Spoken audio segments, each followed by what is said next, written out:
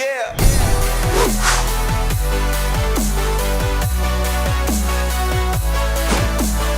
Welcome back to the Gridiron Expert.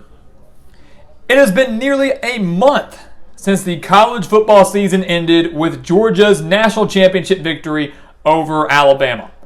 And every year, guys, around this time, we like to take a look at the teams that were some of the biggest surprises in college football, some of the biggest disappointments in college football, and then, of course, some teams that we need to keep our eyes out for and keep our eyes on going into 2022. And that's what we're going to be doing these next few days, guys. We're going to take a look at the surprise teams like we're doing today, the disappointing teams, which we'll do the day after, and then teams to look out for, be on the lookout for in 2022. We'll do that on Monday. So let's go ahead and jump into it, guys. Before we do, as always, please continue to like, comment, subscribe, and share our videos. You know, the off season is a great time for us. We can get a lot done. We have tons of content lined up for you guys, but obviously it's not as exciting. It's not as busy as it is in the summer. We're doing game-by-game predictions, and as it is during the regular season when we actually have football on TV and stuff to talk about.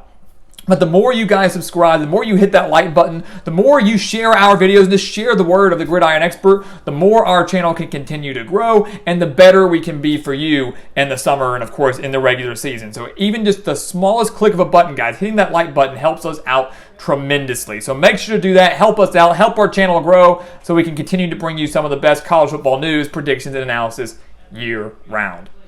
So let's jump into these surprise teams, guys. They're going to be really quick hitters. We don't like our videos to be too long, but let's go ahead and start with Houston.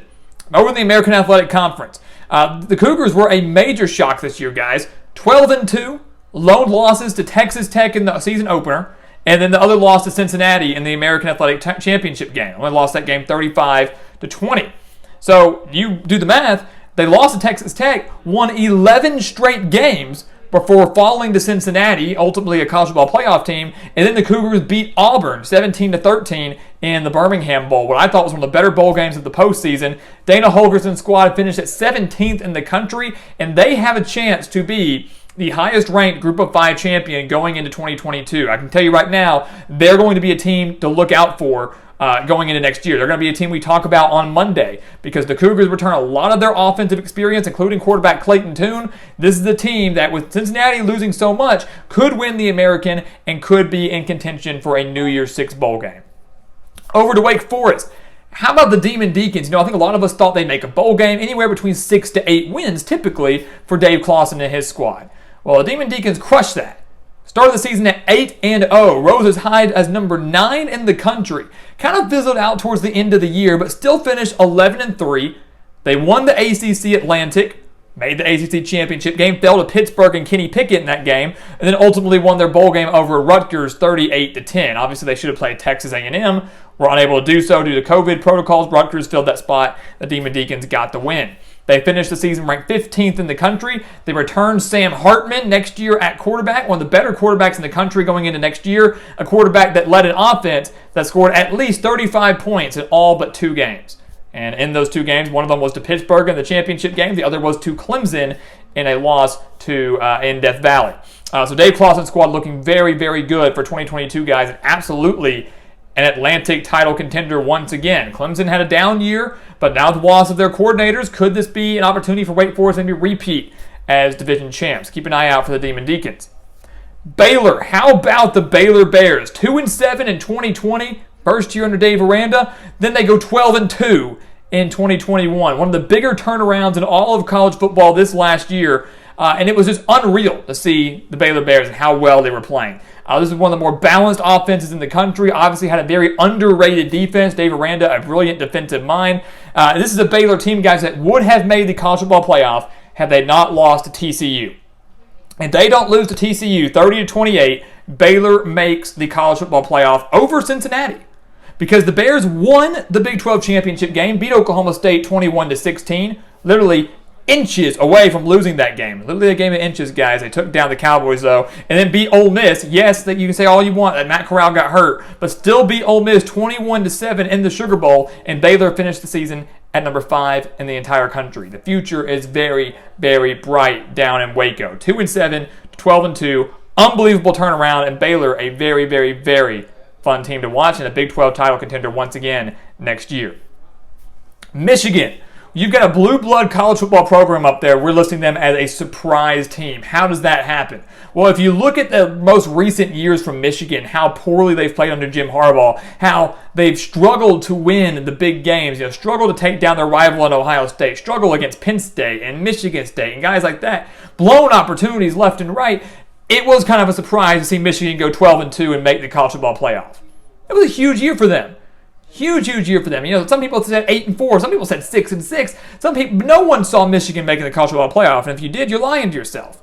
They beat Ohio State for the first time since Jim Harbaugh arrived. They did lose 34-11 to Georgia in the college football playoff, but just beating Ohio State, winning the Big Ten, and then getting the playoff was a huge enough accomplishment. They did it with a very dominant run game with Hassan Haskins and Blake Corum and a defense that's led by potential number 1 overall draft pick in Aiden Hutchinson. This Michigan team was elite. They were very, very good. The million-dollar question now is, can they do it again in 2022, and can they do it possibly without Jim Harbaugh, who may be leaving soon to take a job in the NFL? Could be the Dolphins, could be the Vikings. As of the time of this video, we do not know. Michigan State, stick in Michigan. The Spartans, guys, may have been a bigger surprise than the Wolverines. They actually did beat the Wolverines in the regular season. Let's keep that in mind. But Michigan State, guys, they went 11-2 in year 2 under Mel Tucker. So a decent year in year 1, a lot of things they need to fix up. Year 2 comes along and Michigan State rose as high as number 3 in the country. Kind of like Wake Forest, they started the season at 8-0, fizzled out towards the end, lost to Purdue, got blown out by Ohio State, but beat Pittsburgh in the Peach Bowl. Got that New Year's Six Bowl win, 31-21. Finished the year at number 9 in the country. And let's keep in mind, they won that Peach Bowl without their star running back, star offensive playmaker, and Kenneth Walker III, who rushed for over 1,600 yards and 18 touchdowns. In the future, guys, is very, very bright in East Lansing. Yes, Kenneth Walker is going to be gone, but they've got a great quarterback in Peyton Thorne. They've got some solid wide receivers. They've got a solid offensive line. Mel Tucker is building something with the Spartans, and they will contend for a Big Ten title next year. There is no doubt about it. So the two Michigan teams, both out of the Big Ten, both out of the Big Ten East, surprising everybody, maybe not just in the state, but in the country. Both of them finishing with top 10 finishes. How about UTSA? Texas San Antonio, the Roadrunners. They were this year's Coastal Carolina. 2020 rolled around, Coastal Carolina, Jamie Chadwell, Grayson McCall, they captured the hearts of everybody with their Cinderella run, going undefeated up until that Cure Bowl loss to Liberty. Well, UTSA was the exact same way. It shocked everybody by starting the year 11-0. 11-0. But they lost their final game to North Texas, 45-23. Won the Conference USA 49-41 over Western Kentucky and Bailey Zappi, one of the better quarterbacks in the country last year, but then ultimately lost their bowl game, the Frisco Bowl, to San Diego State. Jeff Traylor, though, who was rumored to maybe be taking a better job elsewhere, did not. Did a phenomenal job with the Roadrunners, guys, and he's going to have them as a perennial Conference USA title contender for a while. And when you look at the Conference USA, it's a conference that is building themselves. UTSA now, UAB, Middle Tennessee occasionally can compete. Western Kentucky playing extremely well. They are a conference that is slowly but surely building themselves up, and UTSA is right at the top. So an unbelievable year for Jeff Traylor and his Roadrunners. Again, 12-2 for the Roadrunners, again, winning the Conference USA. 3 more teams left. Utah State. So we got Utah State and Utah, just like we had Michigan and Michigan State. I want to start with the Aggies first. First-year head coaches typically don't do very well, right? Every now and then you have a great success story, but in year 1, you're trying to lay the foundation. You don't necessarily have your players in there, learning the system, still trying to recruit. Typically, you're taking a bigger and better job, so the competition's a little bit tougher. Year 1 typically isn't going to be the best for a new coach. Blake Anderson, that didn't apply to him. He didn't care. Blake Anderson strolled into Utah State and went 11-3 in his first year with the Aggies, again, coming over from Arkansas State. He did so with his quarterback, Logan Bonner, who transferred to Utah State from Arkansas State. Bonner throwing for over 3,600 yards, 36 touchdowns. The Aggies won the Mountain West, 46-13 over what was then number 19 San Diego State. And then they beat a solid Oregon State team 24-13 in the LA Bowl, and they did that without Logan Bonner, who got hurt early in that game. The Aggies, 11-3, finished the year at number 24, and they are, again, a legitimate threat in the Mountain West going into next season. Same can be said for Utah in the Pac-12. This was a Utes team, guys, that was written off early. So many would say, why are they a surprise team? Started the year off at 1-2, had losses to BYU and a triple overtime loss to San Diego State. They were 4-3 entering the final weekend of October, and then they won 6 straight, including 2 major blowouts over Oregon. They beat the Ducks in Salt Lake City, 38-7, ended Oregon's college football playoff hopes, the Ducks number 3 at the time. The two met again a few weeks later in the Pac-12 championship, and Utah did it all over again. Utah beat the Ducks 38-10 in the Pac-12 championship game, earned themselves a Rose Bowl berth, and narrowly lost 48-45 to Ohio State in what was an instant Rose Bowl classic, one of the better Rose Bowls I've ever seen. The Utes finished the year at number 12 in the country, and they will be a front runner to win not just the Pac-12 South, but the Pac-12 as a whole again this year with their quarterback Cam Rising returning. This is a very, very good Utah squad. Typically, they always are under Kyle Whittingham, but this year Utah was a major surprise, especially because of how they started.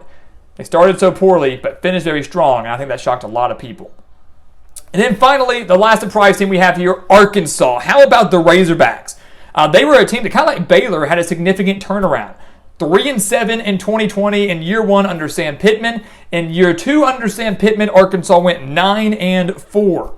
Started the year 4-0, rose as high as number 8 in the country. They went 4-0 in trophy games. They beat Texas A&M for the first time in nearly 10 years, first time since A&M joined the SEC. They beat LSU, they beat Missouri, and they won the Outback Bowl 24-10 over Penn State. So 4-0 in trophy games. They got a big win in week 2 over Texas, their biggest rival, arguably for many Razorback fans, beat them 40-21. And next year, guys, they're loaded. Their quarterback returns in KJ Jefferson. The run game is extremely strong. The offensive line, of course, is going to be strong. Why wouldn't it be with Sam Pittman as your head coach?